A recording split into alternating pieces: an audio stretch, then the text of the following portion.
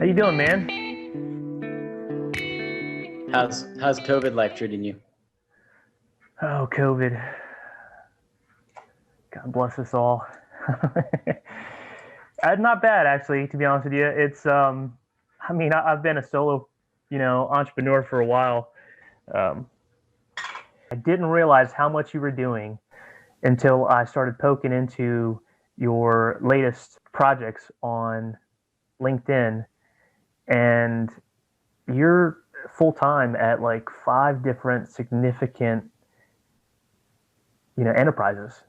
I'd love to hear like the genesis of how you got into marketing and then, how you ended up in multiple ventures, with some significant names. Yeah, just kind of like the brief overview of my career, I guess. Yeah, I mean, I've always been an entrepreneur. I've always had this like entrepreneur spirit. I don't know why. There was something deep down inside that always called me to be an entrepreneur. Like even thinking about going back to middle school when I first started playing guitar and bass guitar, like I wanted to figure out how to buy microphones and like record, all my peers for money. Like, and that's kind of what I did at the start of my career That's too, is awesome.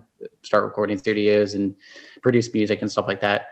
But so I've always had this entrepreneurial like drive or spirit. But to be honest with you, I guess like a lot of 18, 19, 20 year olds are, they're just kind of lazy. And or afraid to take risks, which was probably actually more so that than laziness. But I've always had this entrepreneurial spirit, and in college, I even started a company with my first business partner Nick, and we were just recording band. Like we built out a studio in this house in Rockville, Tennessee, outside of Murfreesboro. We went to MTSU, and we tried to like make a go at it. Like we tried to record bands for a living, and we would charge a couple $100 to record this whole record that we've probably spent 1,000 hours on. And but that's how we learned too, and honed our craft. And so you got to start somewhere. And by no means were we making a ton of money, but we were paying for beer, which was good, I guess. The fruit of our labor at the time in college.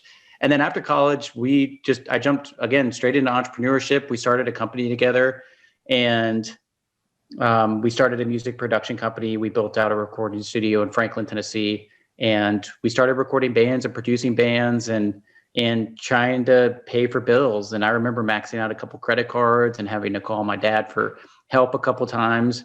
But that was a cool experience because it's like, and honestly, that experience was just good in the sense that going back to like making mistakes, like I made million mistakes, and we even had some success towards the end, and we produced some big acts and had some royalties that were worth some money. And Tell me about the gold record. I mean, you actually had some success in that too. yeah, I mean, it's just, I guess it's like activity levels are extremely important in business. And when you're working nonstop and producing a ton of bands, and then also had the savvy to take some equity, like equity in music especially the master side of music is like not much money. But when you have the wherewithal to take some equity and you record hundreds of acts that you think are good, just again, going back to that principle of like 99% of what you do starting out is going to fail, but that 1% that's successful ends up making up for the other 99. And that's kind of what happened. We found this one act who actually we went to college with. The band name was Cherub, and they had a huge hit back in 2013 called Doses and Mimosas, or it was like 2012 maybe, called Doses and Mimosas, and we produced that record, and it sold a ton of records. It has hundreds of millions of streams on Spotify, and that whole record has a ton of streams, and that was like one of the biggest songs of that year. And we produced that out of our shitty little recording studio in Franklin, and that was a really cool experience. And to be honest with you, if I was the almost 4-year-old Zach now, looking at the 23, 24-year-old Zach then, so it's basically been a decade since that experience, I would have been able to capitalize on that success a lot more. Like, I guess I had like major imposter syndrome, and I also didn't understand that what we did with that band is like a once in a lifetime thing. Like, that was a culmination of like 5 or 6 years of really hard work in college, plus a couple years out of college, to like get good at recording and to be innovative and creative. And honestly, we didn't sleep for like 7 years. That was my life starting out in my career. Like literally we would not sleep for like 2 nights straight, and then we get some sleep and then not sleep for 2 nights straight. Wow. anyways, I wish I could go back, like a lot of things in life, and be able to capitalize on it. But I was very shy, and I was afraid to, I think, take risks beyond that situation. And so what we could have done is turn that into a multi-million-dollar enterprise after we had success. We could have capitalized on that. We could have worked with even bigger acts, and we had the interest, and I didn't capitalize on it. I didn't take the risks. But I ended up just selling my share of that company to my business partner. I got burnt out, but I used that as an excuse, like I was burnt out, or I also wasn't on great terms with my business partner at the time. But really what it boils down to is the inability to capitalize on a situation by continually taking risks. Basically, I stopped doing what got us there. And that was a huge learning and inflection point for me. So I sold my share of the company to my business partner and literally sat down on the couch for like 6 months. Dude, I had no idea what I wanted to do. I applied for a couple like manager jobs at Sony and stuff. Again, I was devaluing myself. What I had done is what like everyone at Sony was trying to do with their artists. And I didn't realize that at the time. And so, and also Dave, I wasn't a quote unquote marketer. I produced these records and I helped market them, but like I didn't do digital marketing full time. So I'm sitting on my couch with like, with a little bit of money in the bank, enough money to buy a house, which at least I'm sitting in right now in the Nations, and a car, and paid off all of our bills. Gosh, I had so many credit card bills. So I was out of debt, which is nice. And like, I didn't really know what I want to do. I was applying for jobs and stuff. And what ended up happening is my friend Daniel, who I'm still really close with, we actually probably will help him grow his current company called Seed in the real estate world. Super interesting company, by the way. He called me and was like, hey, dude, I starting this company called Split. It's a payment app for restaurants. It connects to their point of sale. Do you want to help me do this? And I was like, sure, I need something to do. And that was my entry point into startups. And what happened from there is like, I realized I loved startups as much as I loved producing records. And B, I really liked the digital marketing component. And so I did like 3 or 4 startups in probably a 2-year span, and I failed miserably at all of them, but I learned a lot. Fast forward to like, I don't know, 4 or 5 years, I've become a pretty good digital marketer. I have a bunch of startup failures, mostly failures. There was one like small success, not worth going into. And I started working for a healthcare technology startup here in town called GoCheck. That was intriguing at the time because it was Silicon Valley investors. CEO came over from Silicon Valley, and I felt like that was a good next step to start connecting with the Silicon Valley folks. Can you share how you got connected with the investors there? Yeah, that's a good point because it's related to icebreakers. So I during this like 3 or 4 year period where I'm like growing as a digital marketer and doing a bunch of startups, I made an emphasis to do networking too. One, the startup space was new to me, so I wanted to see what was going on in Nashville. And through that process, I met people. One of the people, Paul Stanley, who's actually another Silicon Valley guy. He lived in Nashville for a long time. He worked at GoCheck briefly too. He's now living back in the Bay Area. But anyways, through him is how I met the CEO of GoCheck.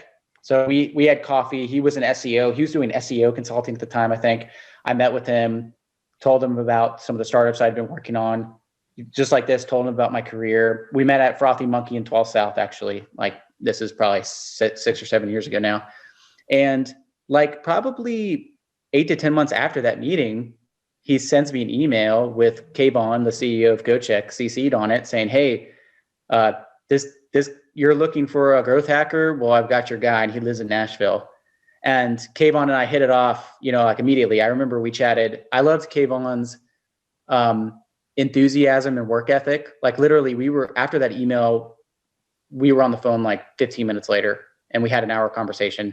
I was hired like 2 days later, and we grew GoCheck together from a struggling startup that was doing a couple $100K in revenue to a couple million in a pretty short time, which was a lot of fun, especially considering our product did good for the world. That we were helping detect vision problems in really young children, think like babies, and like you're wearing glasses right now. Right. Who knows? I'm just playing, just a scenario here. It's a speculation, but if you were, if you took a picture with your iPhone using our app, like when you were 1 or 2, you might not be wearing glasses right now. Like it's that impactful to certain people. But we also detect cancer and other things too that is obviously far less prevalent, but can save a person's life. So that was a super fun experience. I did it for almost 3 years, and so this brings us to 2000. This brings us like right before COVID. This was a year ago now. My current business partner, Sam, is someone I also met networking. So I networked with, and this was about 5 years ago. So this was during that time that I was doing a bunch of networking that I referenced. Sorry, I feel like I'm all over the place. That's great. I was doing networking, and I had met 3 or 4 people through the networking here in Nashville that talked about this mysterious Sam guy who's this like technology and media mogul. And I'm like, there's this media mogul who has sold companies to CBS for God knows how much money living in Nashville. I got to meet this guy. No one would give me his email. I was like, ooh, I definitely want to meet him now. So being the savvy digital marketer I am, I was looking for his email, and I used a scraping tool and verifier and stuff. I actually was able to, I think you can still do this on LinkedIn. You can get someone's email from the front end of the browser. It's like their security was terrible back in the day. But so I got his like personal email, and I emailed him. Here's another good marketing tip. And sorry if this podcast gets flagged, but the subject line was, "Who the fuck is Sam Savage?" ? I knew I had to be super creative to get in touch with this mysterious Sam Savage. And he responded like 30 minutes later. He was like, dude, let's meet. That's such a badass subject line. And I'm like, yes, I'm in. And so we met, and, we hit it off from the sense that like, I was trying to be this like internet, like top internet marketer, starting to become pretty technical, like coding websites, you name it, like doing some really sophisticated integrations. Like before there was Zapier, like I was becoming like really technical. And I think that was appealing to him. And anyways, we kept in touch. And about a year or 2 later, we actually co-founded, I'm not technically a co-founder, but I built the website. And now I have a lot of equity in the company called My Dr. Hank, which is a Hims or Roman competitor. It's a pharmacy. We have now a telemedicine component wrapped in, and it's a way for seniors to get medication. But how we get people into the funnel is through ED meds, because generic ED meds came out a couple of years ago, just hit the market. And so we launched that together, and through that, we kind of stayed in touch.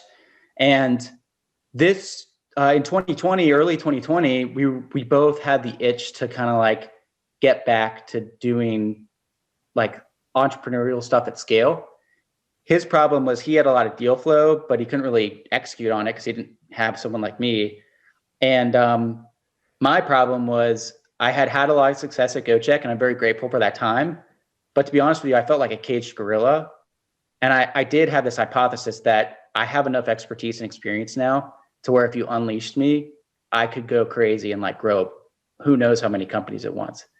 And so we united literally a year ago. We formed this company, Savage Ventures, and we brought My Dr. Hank into the portfolio, obviously. And he had also purchased this really reputable, well-known music publication called American Songwriter back in 2019. So right before we formed Savage Ventures. So he agreed to bring that into the Savage Ventures portfolio, and we brought My Dr. Hank in. And since then, we've launched 3 other brands, one of which is, like you mentioned, Outkick, which is exploding. It's a rocket ship, dude. It's the unicorn growth story, which is super cool. Primarily because of sports betting revenue. And we timed that really well, and we're early to market to that. And I guess a lot of things in life, it united because of hard freaking work, me becoming a really good marketer. Timing is probably number 2. The timing was right. And then it's the people, right? It's networking, going back to the icebreakers concept. I knew Sam, I built rapport with him, and, I'd had some success with that music company and a big startup success, and raised a lot of money for GoCheck. And I like objectively said, wow, you, Sam, know a lot more about business than I do. Like, this is awesome. I can look up to you, and I bring skills to the table that you don't have. And it's been a great business partnership. That's It's been a lot of fun. For the first time in my professional life, I feel like totally fulfilled. That's fantastic. It was a slippery slope to get here, but I guess that's the way it is in life. You know, you get tripped up and you learn from it. You're not afraid of activity.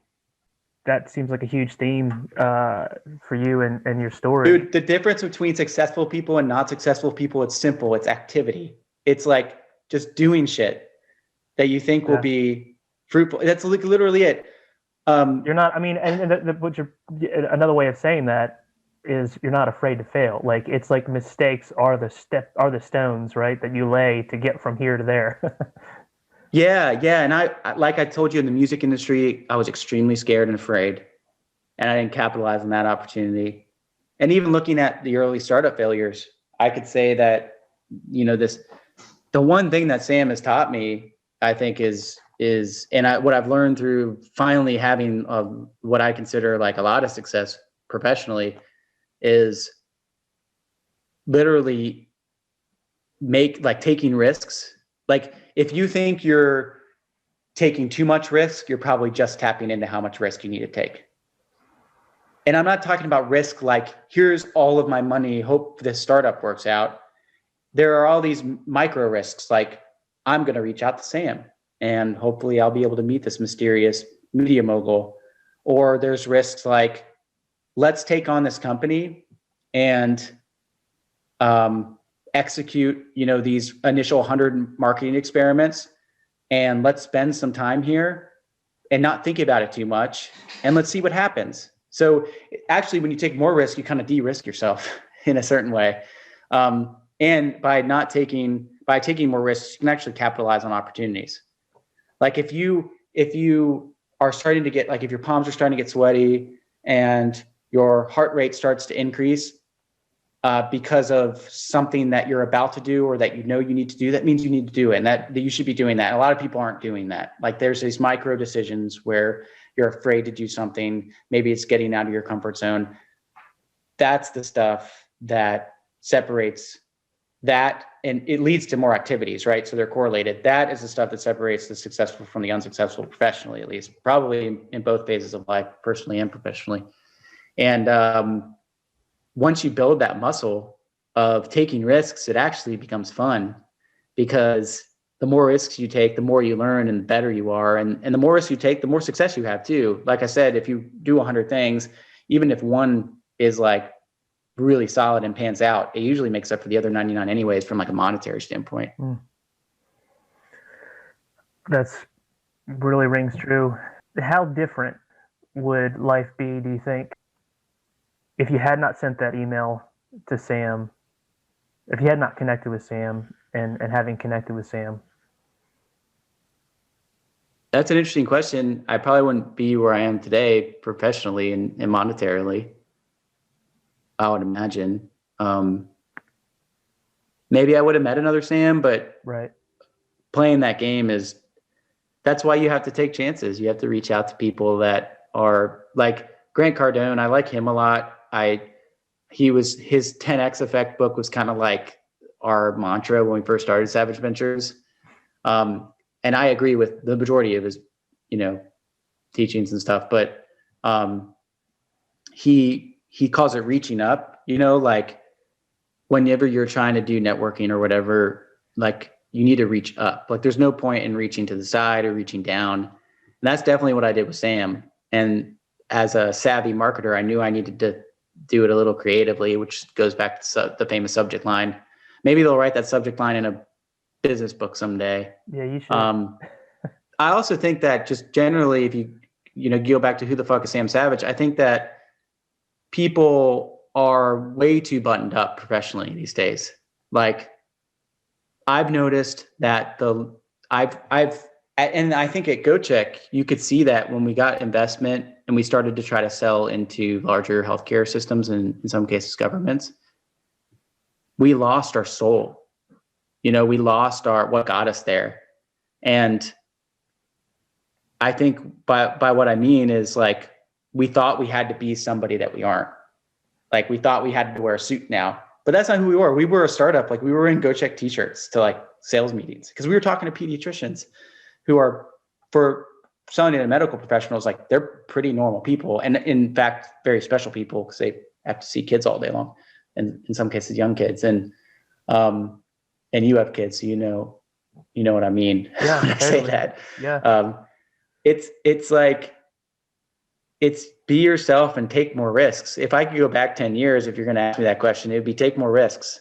Life is way too short to not take risks. And to also, life is too short to not work with people that you love working with and are fulfilled with, that you can learn from and grow with. That's really good. Yeah. I was thinking about this the other day. It's funny you brought up the losing your soul and getting too buttoned up to fit a particular stereotype, like the typical business room environment. And just realizing that, honestly, I think people kind of like when somebody lets the air out of the room a little bit. If somebody is comfortable enough to be relaxed, it allows everybody else to relax it a little bit, and they appreciate that. It's a superpower for those who'll take advantage of it. I think. Yeah, for sure. I think this is one of the primary principles of persuasion. It's authenticity. It's like people know when you're being authentic versus not authentic, and they know that via feelings, not thought. It's something that they feel deep inside. Like this person is being authentic. Like we're having, I think, what is a pretty authentic conversation right now. For people that will listen to this, if we weren't, I bet you they'd think like, man, that guy's I'm not getting good vibes from him. I call it like vibes. Like I met with this guy yesterday and I couldn't like describe it. It's just like, I'm not getting good vibes from him. And it's like, because he was trying to be somebody that he wasn't, I think. Could be wrong. But anyways, yeah, I think that's I haven't actually thought about this a lot. But I think that being yourself in networking and obviously in all phases of life is like probably another secret ingredient to success, because it makes you feel better too. And it actually saves probably brain power to like focus on what you actually need to execute on, because you're spending all this brain power, like pretending to mold yourself or fit yourself for a particular situation. Right. Yeah. You can't have the awareness. You can't have the presence of mind to just observe, to listen, to pick up things, or even to think of something that's creative or valuable, to take away or to say, because you're thinking about how you're supposed to be. Like you said, using up too much brain power for something else. I feel like we've already discovered some of the things that make you successful, and some of those is taking risks and your mindset on risk taking, which I think is really valuable to hear.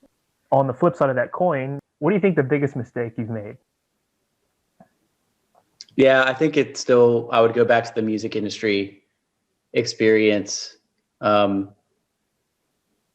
where we had a lot of success with what artist, and I just kind of like was scared to take advantage is probably not the right terminology, but like scale the business. I mean, like we had an opportunity there to scale it, and I was scared to do it. Also, I'd say that, and this is just as much my fault as it is my music business partner, is we didn't spend time like growing our relationship. And so towards the end, we didn't really have a good working relationship. We didn't have a good working relationship, and we actually didn't have a really good friend relationship, because we went into it as best friends. And I used to think that was a signal or a learning that you shouldn't go into business with your best friend, but I consider Sam one of my best friends now. And I considered him a really good friend before we started, but now I consider him a deeper friend. And I think it's because we just didn't have the hard conversations. And we didn't have the hard conversations that it takes to actually stay aligned and to continue growing the relationship. Making mistakes is like a version of that, where you make a mistake, you get scarred, you learn from that, and you're better. It's kind of like breaking down a muscle, like if you're lifting weights, where you're actually breaking down the muscles and you get sore the next day because it's trying to heal itself. But when it heals itself, you're actually stronger than before, right? Your muscle's better than before. So I would say those are correlated mistakes, but it's like not doing the hard stuff. It's not having those hard conversations with your business partner is a huge mistake there. And as a result, our relationship suffered. And then it wasn't also, and maybe, here's an interesting insight I just had. Maybe if I actually had those hard conversations with my business partner, we would have found ways to capitalize on that. Just because our relationship would have been more sound and creativity and innovation would have been more flowing. Makes sense. And another big learning for the music industry is when we produced that record that did really well, it felt effortless. It felt like, I think we recorded that song Doses of Mimosas in like a night. Like it was and I learned this with Outkick this past year, growing a business, scaling a business really shouldn't be hard. Marketing should not be hard. When it's hard, that's a sign that this business isn't meant to be. Maybe I'm not the right person to grow it, but this stuff shouldn't be, if you are really good at what you do, the stuff that's really innovative and really great in life is the stuff that comes really easy. But that's after making thousands of mistakes or after thousands of hours of putting in work to something. So of the projects that you're working on right now, what are you most excited about, or what are you most proud of? We have 5 main companies we're working on right now, but and our main companies are Outkick, which is a sports media company, American Songwriter, music media company. We have Total Frat Move, TFM parent of companies, which is college humor. That's been the property's been around for a while. The Instagram handles are pretty infamous especially if you were in college like 6, 7, 8 years ago. I think I'm most proud of Outkick just because it's the first company I've ever grown that has accomplished so much in such a short amount of time. We launched the brand in June 15th, and we're sitting here in February with a ton of revenue, ton of profit, and people are interested in partnering with us and investing in us. And that's been a super cool experience. But that came out of many years of making mistakes and a lot of hard work. And like I said, when you start things, when the timing's right and the product market fits right, and you've already put in the work, it shouldn't be hard. And that was the big lesson from Outkick. It shouldn't be hard, and it wasn't.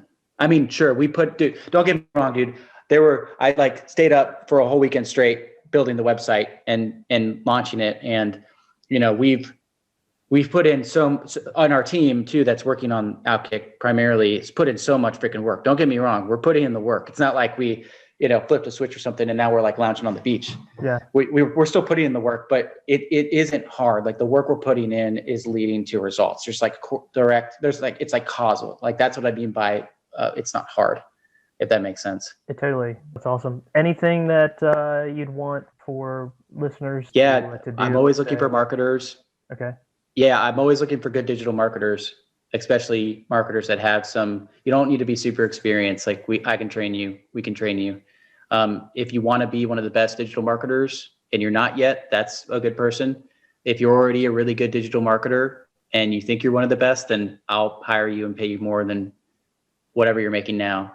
And you'll probably have more fun working with us, I think, at least I hope. Mm-hmm. And we're constantly looking for companies to invest in or acquire. Our sweet spot is definitely companies that have some product market fit already. What I've learned is we're suited to scale companies quickly, like we did with Outkick, and we're doing it with other companies, just not to the magnitude. Like My Dr. Hank grew a ton last year, and as did American Songwriter, especially on the e-commerce front. But we're suited to find companies that have some success. So like there's some product market fit, like there's at least a few $100,000 in revenue or more, but that they can't figure out how to like really turn up the heat. I guess that's a weird analogy, and like grow it quickly. That's our sweet spot. And so we would invest in or acquire those types of companies. Awesome. Zach, great catching up with you. Thanks so much for hopping on. Same, Dave. Yeah, thanks for inviting me to do this. Awesome. All right, Zach. Talk to you. See ya.